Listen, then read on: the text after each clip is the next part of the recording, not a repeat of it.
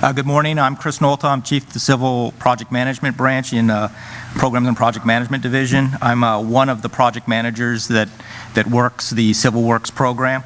For those of you that are unfamiliar with the Civil Works program, I'll give a quick overview before moving into our opportunities for 15. First up, these are the boundaries for the Civil Works program. We have the upper Chesapeake Bay and the two tributaries, the Susquehanna River Basin and the Potomac River Basin, that are our boundaries. We share responsibility for Chesapeake Bay with Norfolk District that has the lower Chesapeake Bay region. On the left side, you have 3 districts that are identified in blue. Those are Great Lakes, Ohio River Division districts. We do have a number of programs that we share with them, but typically all of the contracting actions for projects come out of the districts.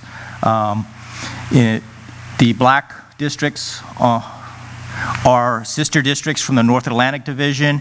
We work with Philadelphia District for the most part with a navigation mission to support the Port of Maryland.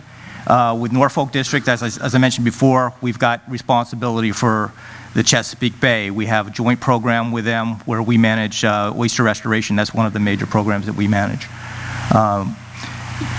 The Susquehanna River Basin has a number of flood risk management projects in both New York and in Pennsylvania, so we work with New York District somewhat in this region. Civil Works mission, just a recap. Bottom line, it's water resource driven to support the public and the nation.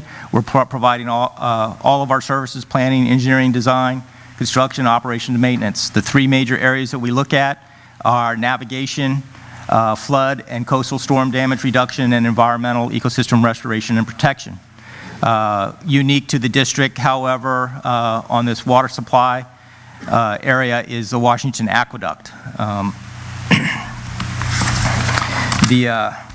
Just a little discussion about our program. As mentioned before, it's the smallest program that we're going to be discussing today. The previous slide that Colonel Jordan went over showed $67 million projected in expenditures for this year, and Washington Aqueduct about $59 million. So even though it's a small program, it's one of the most important and highly visible. A lot of stakeholders and public involvement, especially with the focus on restoring the Chesapeake Bay. Types of work that we do. The AE services that we do are mainly contracted through IDIQs that we have in place. We don't have any IDIQs that are coming up for advertisement. We're in the process of doing a joint military Civil Works IDIQ and finishing that for award this year. All of the construction that we do is design, bid, build. We use market research and through the sources sought to try and execute as much work as we can through small business. The typical type of small business contracts we have are construction of oyster substrate, plantings and inlet construction at Poplar Island, some stream restoration work, storm damage repairs, and some flood risk management projects. Dredging typically is one of the type of contract actions that go out unrestricted. And then Washington Aqueduct typically uses construction talks for most of their work, but there are separate construction opportunities that are out there. As far as the Civil Works program supporting small business, because we do have a small program and most of our funds are used to execute contracts and dredging, our small business percentage is relatively low for this program, but overall for the district it's very well supported. A couple of trends about Civil Works. Well, it's relatively stable. The last 5 years, between $65 and $80 million a year for the Civil Works program in appropriations. Washington Aqueduct also has a relatively stable funding stream.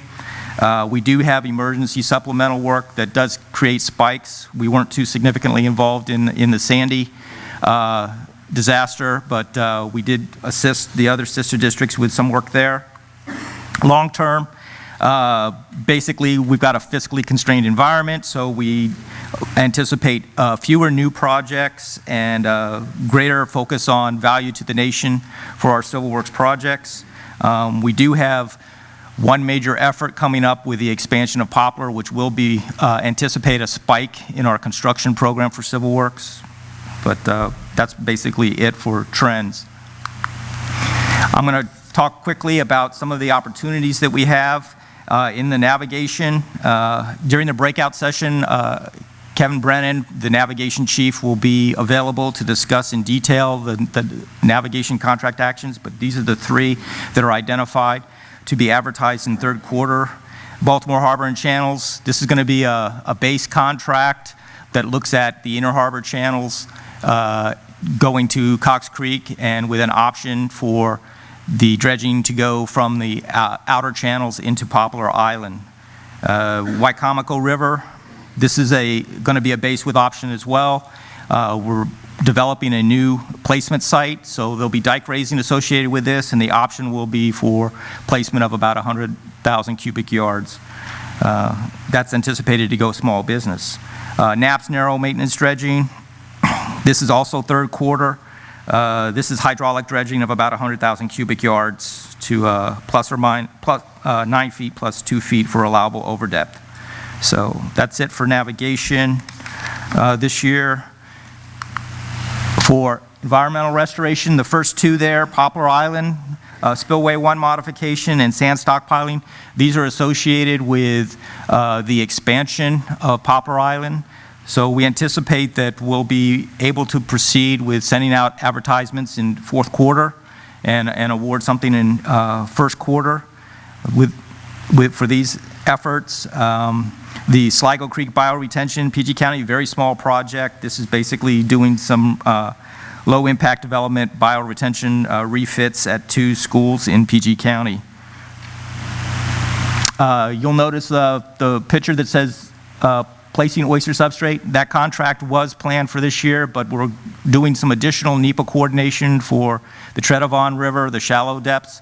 So we're going to push that into FY16 and award that contract with the work we had planned in FY16. Washington Aqueduct. I have 2 slides here, actually.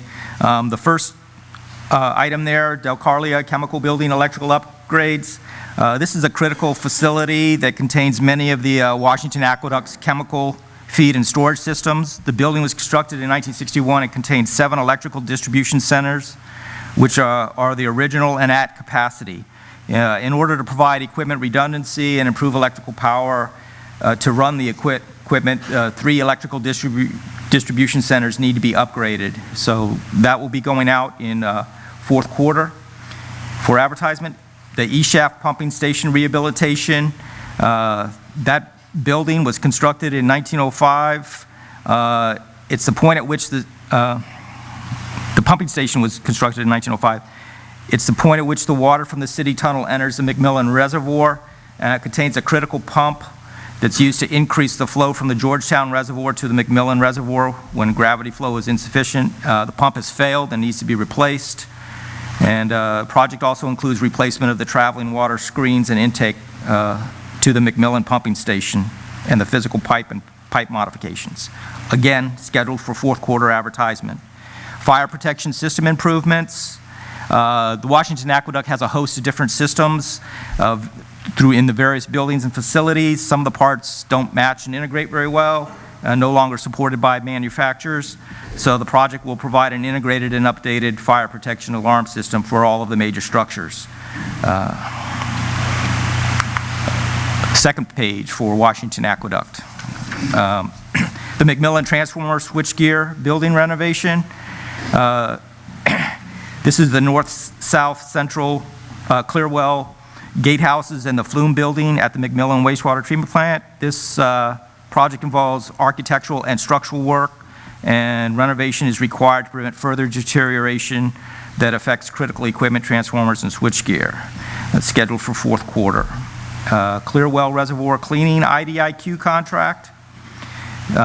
This is for maintaining the underground storage tanks in the water treatment plants and at various pressure zones within the city. The tanks are components of the water supply system, and there'll be scheduled outages associated with this for cleaning. Solicitation seeks an experienced contractor with resources and expertise to handle power washing and cleaning of 7 underground clear wells and finished water reservoirs. Georgetown Reservoir building improvements.